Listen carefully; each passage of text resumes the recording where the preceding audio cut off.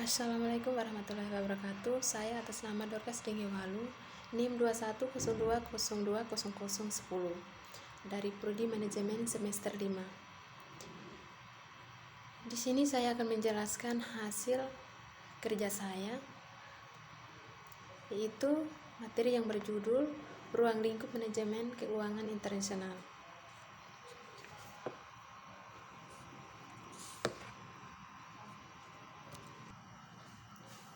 Yang pertama, apa sih itu definisi ruang lingkup manajemen keuangan internasional? Ruang lingkup manajemen keuangan internasional ialah perencanaan, pengorganisasian, dan pengendalian keuangan perusahaan multinasional atau multinational corporation yang lazim disebut MNC. Perusahaan multinasional ialah perusahaan yang beroperasi di seluruh dunia.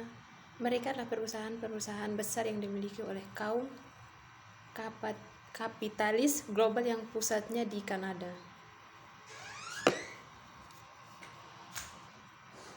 Amerika Serikat, Jepang, Jerman, Italia, Perancis, dan Inggris. Perusahaan-perusahaan itu lazim disebut konglomerat global atau kapitalis global.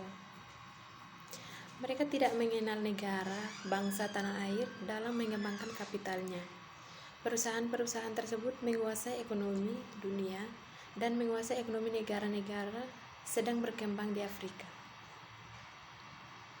Asia, dan Amerika Latin. Tujuan mereka yang utama adalah mencari keuntungan.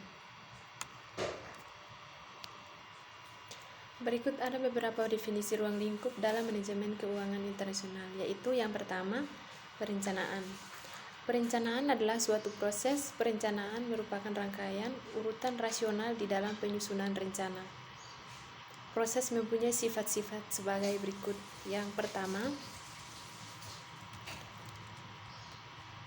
dapat disesuaikan dengan tujuan, dan yang kedua, dapat disesuaikan dengan keterbatasan yang ada, dan yang ketiga atau terakhir, dapat dikembangkan sesuai dengan teknik dan kebutuhan tertentu.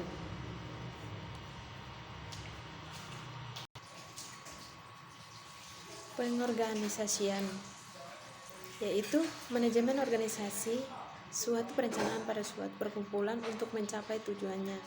Biasanya manajemen organisasi dapat ditemui di perusahaan yang bergerak pada bidang sumber daya, karena memang perencanaan dalam manajemen ini untuk mengarahkan manusia untuk mencapai tujuan organisasi, di mana dengan keberadaan manajemen ini diharapkan kinerja yang diberikan sumber daya manusia atau SDM dapat lebih efektif untuk mencapai tujuan organisasi. Dengan keberadaan manajemen ini juga diharapkan dapat membentuk kerjasama yang baik sehingga tujuan organisasi lebih cepat tercapai. Dan selanjutnya, pengendalian. Pengendalian adalah pengukuran dan perbaikan terhadap pelaksanaan kerja bawahan agar rencana-rencana yang telah dibuat untuk mencapai tujuan-tujuan perusahaan dapat diselenggarakan. Pengendalian bertujuan untuk supaya proses pelaksanaan dilakukan sesuai dengan ketentuan. Berikut peluang karir di bidang keuangan. Karir bertujuan untuk mendapatkan peluang yang luas di dalam sebuah perusahaan yang terdiri dari beberapa peluang usaha, yaitu yang pertama, karir analisis keuangan.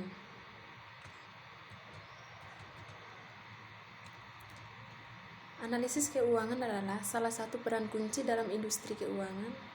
Para analisis ini bertugas untuk mengumpulkan data keuangan, menganalisis tren, dan memberikan rekomendasi kepada perusahaan atau investor. Mereka bekerja di berbagai sektor, termasuk perbankan, investasi, dan perusahaan. Yang kedua, manajemen investasi. Manajemen investasi melibatkan pengelolaan portofolio investasi klien yang cocok bagi mereka yang tertarik pada pasar saham, obligasi, dan investasi lainnya. Yang ketiga, perbankan investasi adalah salah satu cabang terkemuka dalam dunia keuangan. Di sini, profesional keuangan bekerja dengan perusahaan-perusahaan besar untuk memberikan layanan keuangan seperti manajer akuisisi, dan penawaran saham. Inilah tempat bagi mereka yang ingin terlibat dalam transaksi besar dan strategi bisnis tingkat tinggi. Yang keempat, akuntan publik. Akuntan publik adalah mereka yang mengaudit laporan keuangan perusahaan dan memberikan jasa konsultasi keuangan. Mereka bekerja di firma akuntansi dan membantu memastikan bahwa perusahaan mematuhi regulasi keuangan yang berlaku. Yang kelima, teknologi keuangan atau fintech. Dalam era digital ini, teknologi keuangan atau fintech telah tumbuh pesat. Perusahaan fintech mengembangkan solusi teknologi untuk sektor keuangan, termasuk pembayaran digital, pinjaman peer-to-peer, dan investasi otomatis. Peluang karir dalam fintech sangat menarik karena berkembangnya permintaan akan inovasi keuangan.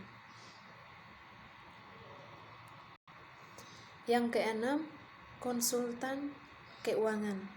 Konsultan keuangan membantu klien mereka dalam merencanakan keuangan, investasi, dan manajemen risiko. Mereka bekerja dengan individu dan perusahaan untuk mengidentifikasi peluang dan mengelola keuangan dengan bijak. Yang ketujuh atau yang terakhir, asuransi dan manajemen risiko. Industri asuransi adalah bagian penting dari dunia keuangan yang fokus pada melindungi individu dan bisnis dari risiko finansial. Ini adalah tempat bagi mereka yang ingin membantu orang lain merencanakan dan melindungi masa depan mereka. Selanjutnya, keputusan dalam manajemen keuangan. Keputusan dalam manajemen keuangan terdapat 3 bagian, yaitu yang pertama, keputusan investasi. Keputusan investasi berkaitan dengan manajer harus mengalokasi dana ke dalam bentuk-bentuk investasi yang akan menguntungkan di masa yang akan datang. Adapun keuntungan dari investasinya belum dapat dipastikan. Investasi ini juga mengandung risiko-risiko dan ketidakpastian akan mempengaruhi nilai perusahaan. Yang kedua, keputusan pendanaan. Keputusan pendanaan sering disebut juga sebagai kebijakan kapital struktur atau struktur modal. Dalam hal ini, manajer keuangan dituntut untuk memperoleh dana yang ekonomis yang akan dibelanjakan untuk usaha-usaha perusahaan dan investasinya. Dalam memperoleh sumber dana, tentu saja manajer keuangan juga dituntut untuk menganalisis dan mengkombinasikannya dari sumber-sumber dana yang ekonomis tersebut. Adapun sumber dana tersebut dapat diperoleh dari internal perusahaan atau laba ditahan, sedangkan dana dari eksternal dapat diperoleh dari menerbitkan saham baru, menerbitkan atau menjual obligasi, dan memperoleh pinjaman dari bank. Yang ketiga atau yang terakhir, kebijakan dividen. Kebijakan dividen merupakan kebijakan yang untuk membagikan sebagian keuntungan perusahaan kepada para pemegang saham. Keputusan dividen juga menentukan porsi laba yang akan dibagikan dan juga porsi laba yang akan disimpan sebagai laba ditahan. Selanjutnya, tujuan manajemen keuangan internasional. Manajemen keuangan memiliki tujuan penting, yaitu untuk memaksimalkan sumber daya perusahaan, menjaga arus kas tetap stabil, memastikan keberlangsungan hidup perusahaan, membuat struktur modal, dan memberikan pembagian keuntungan kepada investor. Yaitu yang pertama, memaksimalkan penggunaan sumber daya. Prinsip ekonomi yang berbicara pengeluaran dana sekecil-kecilnya untuk mendapatkan pengembalian sebesar-besarnya memiliki dasar dari tujuan. Yang pertama, semua fungsi manajemen keuangan yang dilakukan bertujuan untuk memaksimalkan penggunaan sumber daya perusahaan. Yang kedua, menjaga arus kas. Keberadaan manajemen keuangan ialah untuk menjaga arus keuangan. Setiap dana yang keluar atau masuk perlu dicatat supaya tidak terjadi misinformasi yang berujung kerugian.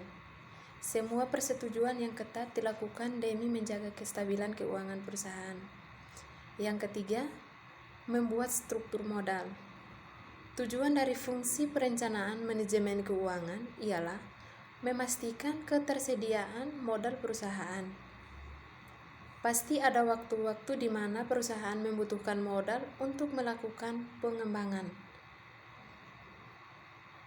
Modal inilah yang harus disiapkan oleh manajemen keuangan. Modal yang dibutuhkan seringkali tidak selalu menggunakan dana perusahaan. Yang keempat, memberikan pembagian keuntungan kepada investor. Suntikan dana yang diterima dari investor sudah pasti harus dikembalikan, tidak hanya sejumlah uang yang diberikan, tetapi juga beserta keuntungan yang didapatkan perusahaan. Manajemen keuangan perlu memperhitungkan baik-baik pembagian keuntungan supaya semuanya terbagi secara adil. Yang kelima atau yang terakhir, memastikan keberlangsungan hidup perusahaan. Manajemen keuangan juga bertujuan memastikan keberlangsungan hidup perusahaan. Jika pengelolaan keuangan tidak dilakukan dengan baik, maka perusahaan akan bangkrut. Meskipun penjualan meningkat, semua produk terjual dan strategi berhasil dijalankan, semuanya akan menjadi sia-sia tanpa adanya pengelolaan keuangan yang baik. Itu sebabnya semua fungsi manajemen keuangan harus berjalan agar perusahaan tetap bisa berdiri untuk waktu yang lama. Sekian presentasi saya. Terima kasih.